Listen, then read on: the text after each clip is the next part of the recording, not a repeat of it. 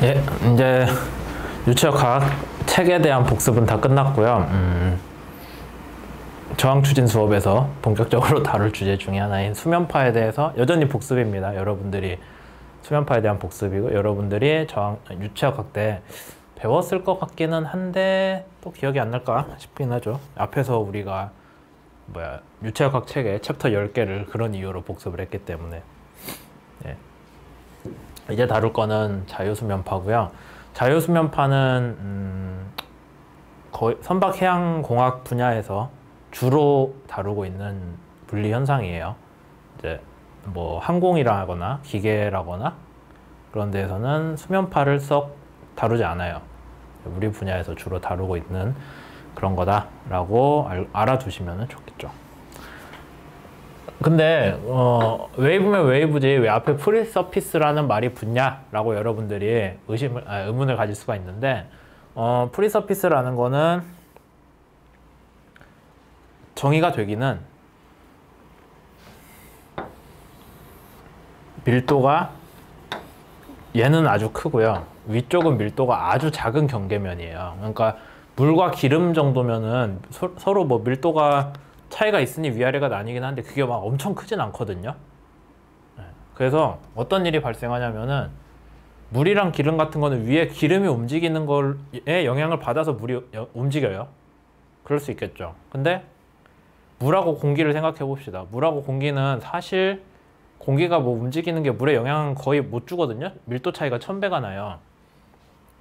뭐 물론 여러분들이 작정하고 막 후후하고 불면은 이게 물이 좀 밀리고 물결도 생기고 하는 건 알고는 있는데, 그런 수준이 아니라 그냥 크게 봤을 때 얘가 움직이는 게 얘한테 영향을 못 줘요. 반대로 얘가 움직이는 거는 얘한테 영향을 주긴 주는데 뭐 큰 저항으로 느껴서 밀고 가는데 힘이 들다 그런 거 전혀 아니죠. 그냥 얘는 자기가 가고 싶은 대로 가는데 얘가 치여서 움직이는 거예요. 그렇게 되는 상황이 우리가 자유수면, 프리서피스라고 해줍니다.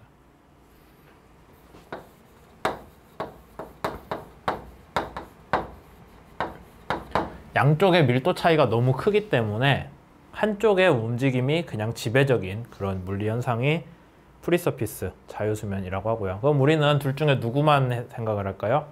무거운 물만 생각을 하게 되겠죠. 그렇게 됐을 때 그럼 우리가 수면파를 그려볼 수가 있는데, 저항추진 수업에서 좀 더 자세히 다루겠지만 일반적으로 여러분들 그냥 수면파를 그려봐라 라고 하면은 코사인이나 사인 곡선을 그려요.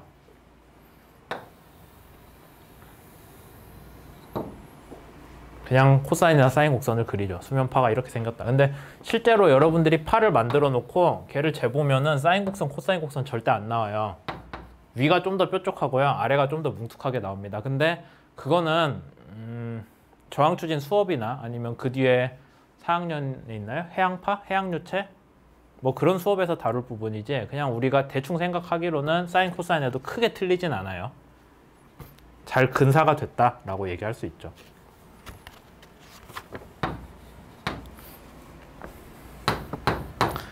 그 다음에 우리가 몇 가지 수면파에 대해서 얘기를 하자면은 델타 t만큼 시간이 지난 다음에 수면파가 이렇게 진행을 했어요.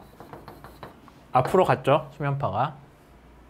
델타 t만큼, 델타 x만큼 이동했다고 합시다. 델타 t가 지난 다음. 그러면은 여기 위 실선으로 나온 곡선은 우리가 뭐라고 부르냐면은 에타예요, 에타. n이 아니라.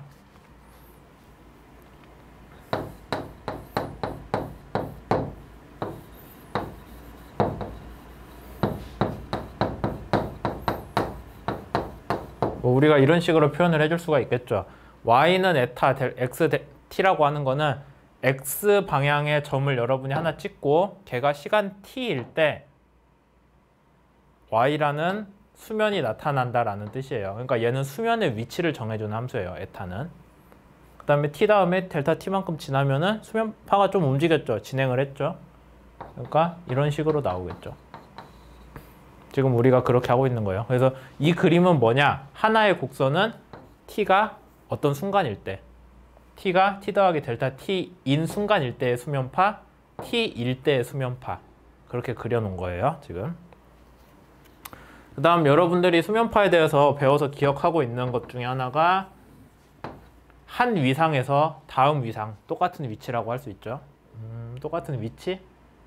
위치는 아니고 똑같은 위치랑 똑같은 운동이라고 해야 돼요. 단순히 위치만 놓고 보면은 얘랑 얘도 같은 위치잖아요. 근데 이건 위상 아니잖아요. 같은 위치랑 같은 운동이 나타나는 데가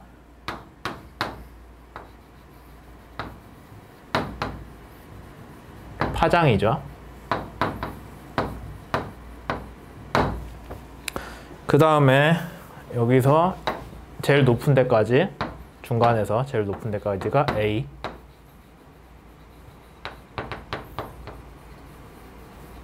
앰플리튜드라고 하나요? 진폭인가요? 그러면?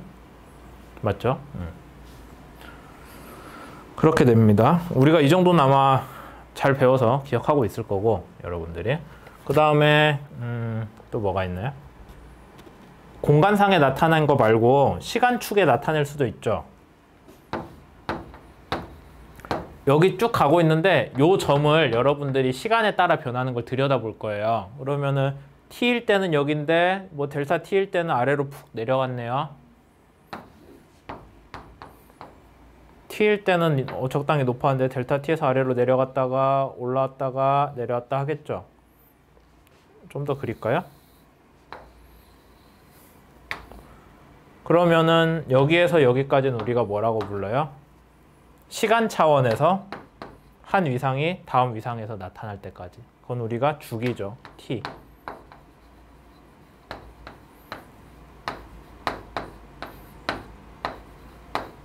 주기.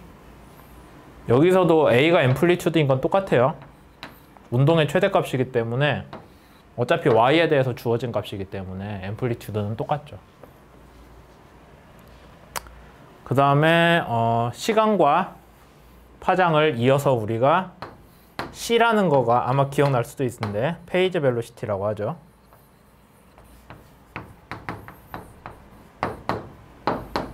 얘는 하나의 파장을 갈 때 시간이 얼마나 걸리냐를 가지고 계산을 하게 됩니다.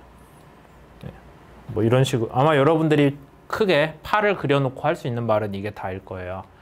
이제 우리가 저항추진 수업에서 수면파에 대해서 좀 더 배울 거예요. 왜냐하면 배가 일정한 속도로 갈 때 주위에 파도를 만들거든요. 그러면 이 파도를 만드는데 파도에다가 물에다가 해주는 힘이 있죠. 예. 주위 물에다가 어느 정도 힘을 줘서 뭔가를 시간당 운동량을 전달해 줬잖아요. 그러면은 주위에 파가 생기는데 그럼 우리가 그 파의 크기를 보면은 아, 얘가 얼마만큼 에너지를 갖고 있구나. 이 파가. 그렇다면은 배가 물에다가 얼마만큼의 일을 해줬겠구나 라고 추정을 할 수가 있어요. 그래서 수면파를 알면은 주위의 파에 배가 해준 일의 양을 계산을 할 수가 있고 뭐 그거 더하기 배 주위 경계층 보면은 점성이 어느 정도 발생해서 어느 정도의 뭐 저항이 있었구나 하면 다 더하면 저항이죠. 그래서 수면파를 만드는 데 들어간 저항을 우리가 조파 저항이라고 하는데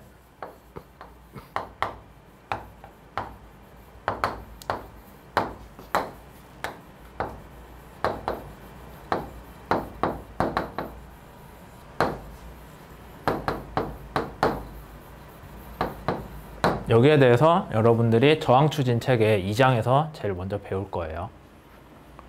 어쨌든 여기까지 여러분들 배웠다고 치고 이제 수면파에 대해서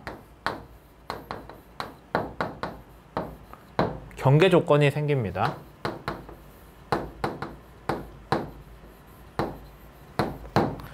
하나는 동력학적이고 동력학은 힘에 대한 거예요. 그 다음에 운동학적이 있어요. 얘는 속도에 대한 거죠.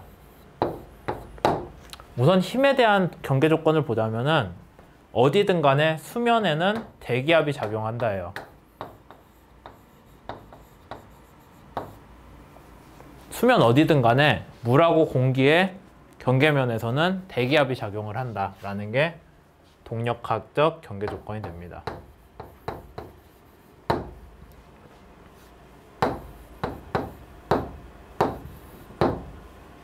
그러니까 에타라고 주어진 경계면 함수를 따라서는 항상 압력이 PATM으로 고정이에요.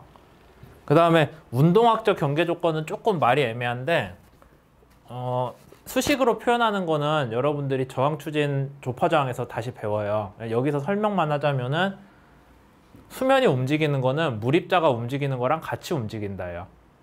말이 좀 이상하죠? 한 번 수면에 있는 물입자는 계속 수면에 있어요.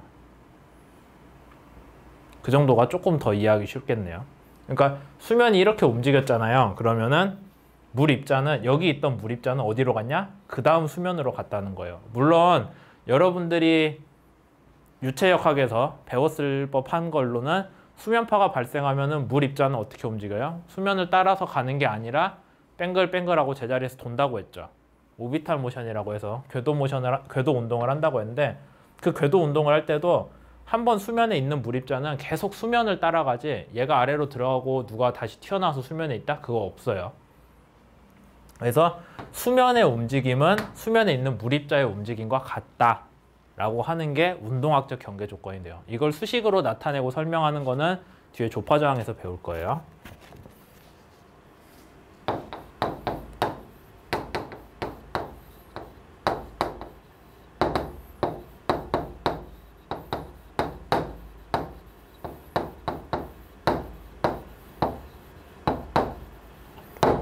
다시 얘기 드리지만 그러니까 우리가 수면이 어떻게 움직이는지 어떻게 아나요? 라고 하면 운동학적 경계 조건에서는 그거는 수면에 있는 물입자의 운동을 우리가 해석만 해주면은 그게 수면의 운동이 됩니다 라고 얘기를 하는 거죠. 그래서 두 가지의 수면파 경계 조건이 있습니다.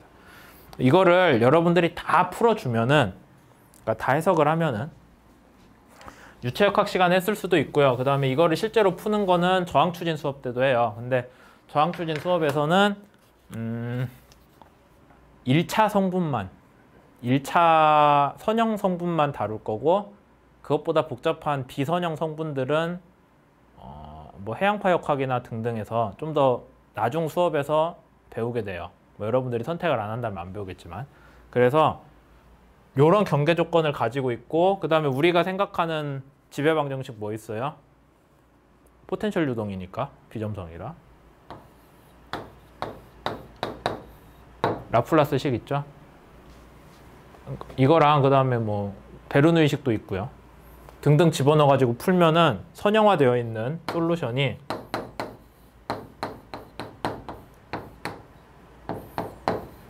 지금은 복습이기 때문에 여러분들이 그냥 알만한 내용만 얘기하고 있는 거예요. 얘가 어떻게 나오는지는 저항추진 본 수업 때 따로 할 거예요. 이렇게 나옵니다. 그럼 얘 식이 뭐가 돼요? 코사인 함수네요.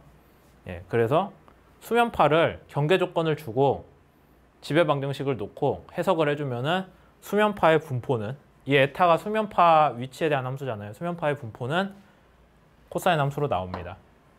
네. 코사인 함수인데 x에 대한 코사인 함수이기도 하고요. t에 대한 코사인 함수이기도 하죠.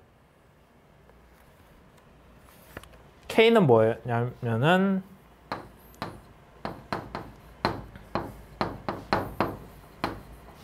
웨이브 넘버라고 해요.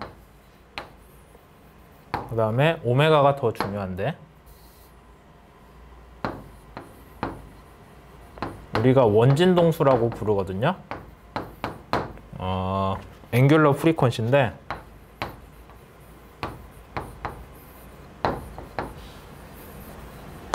얘는 뭘로 정의가 되냐면은 2파이를 t로 나눠요. 그러니까 2파이 곱하기 주파수랑 같죠. 얘기 됐죠?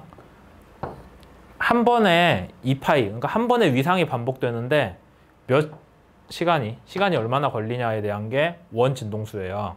파수는 뭐냐면은 공간의 차원에서 하나의 위상이 반복되는데 길이가 얼마나 필요한가에 대한 거예요. 결국에 x가 0에서 파이까지, 0에서 람다까지 가면은 한 번에 파장을 다 하면은 얘가 돌고 돌아 2파이가 되죠. 그러니까 한 주기가 나와요. 얘도 t에 대해서 t가 0에서 t까지 가면은 주기까지 가면은 하나의 주기가 가면은 요 항이 2파이가 되겠죠. 그러니까 코사인에 대해 한 주기가 나와요. 그래서 우리가 수면파의 방정식에 대해서는 이렇게 코사인 함수긴 한데 길이 차원, 시간 차원 둘 다 고려해준 코사인 함수가 나온다라는 걸 여러분들이 꼭 알아두셔야 되겠죠. 그럼 여기까지 하고요. 잘랐다 가겠습니다.